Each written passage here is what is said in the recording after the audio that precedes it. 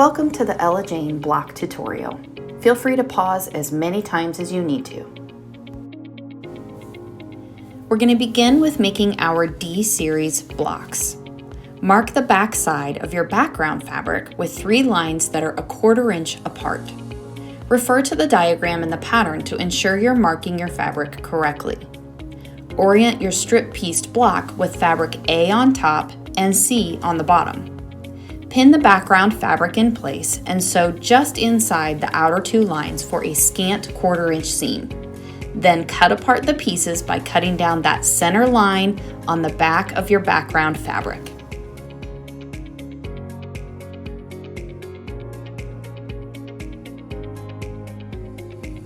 When you open up your pieces, you're going to have the beginning of block D1 and a completed block D2 that we're going to set aside for trimming. Go ahead and rotate that stripped piece block and repeat the process with another background fabric square and draw the same 3 lines 1/4 inch apart.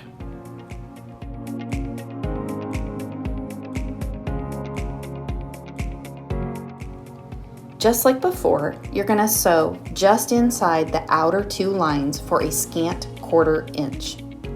I find that pinning my fabric in place before I sew it on the diagonal really helps hold everything in place.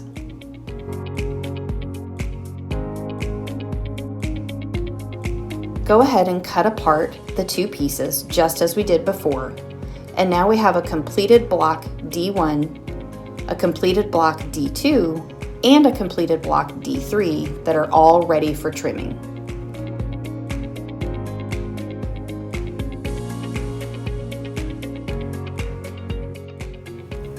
Blocks D2 and D3 will measure 4 by 4 inches when we're done trimming them. Take note of that middle seam because you'll need to measure 2 inches to the left to make a cut and 2 inches to the right of the seam to make another cut, just as I've shown in the video. Go ahead and rotate these blocks and utilize the 45-degree line on your ruler to trim to a final size of 4 by 4.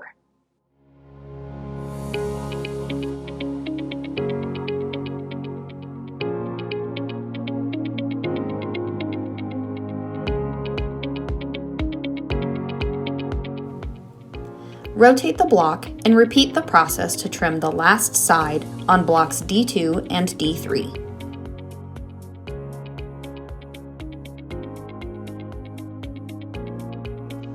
Now we're going to make the E series set of blocks, E1, E2, and E3.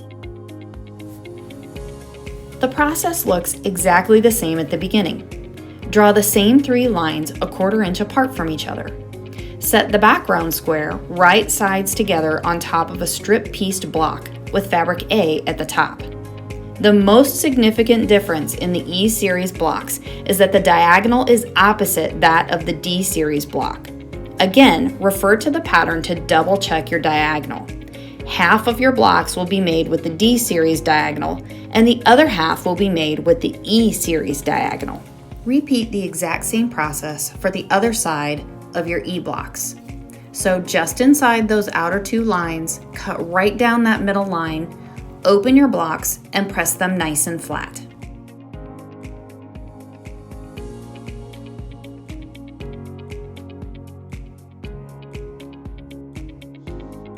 Here you can see block D1 on the top and block E1 on the bottom.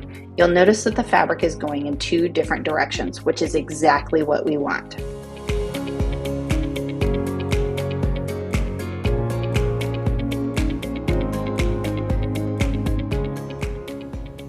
Repeat the trimming. Go 2 inches to the left of the middle seam to make a cut and 2 inches to the right of the middle seam to make a cut. We want to keep that true diagonal line intact, which will give you a more precise finished quilt top.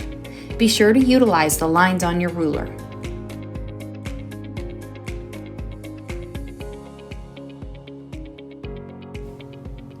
You'll need to make 1 more set of D blocks and 1 more set of E blocks before you can put together your first big number 1 block. When I first started quilting, I truly did not appreciate the need for solid pressing or trimming. So take your time with both, because in the end you'll be so much more pleased with your quilt top. I like to press my blocks with a dry heat on a wool mat for a nice, crisp, finished block.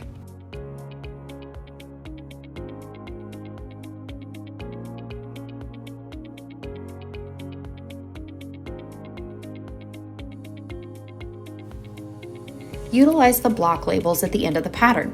Print them out, cut them apart, and label each block as you finish it to avoid frustration and confusion when you go to piece together your large number 1 and number 2 blocks.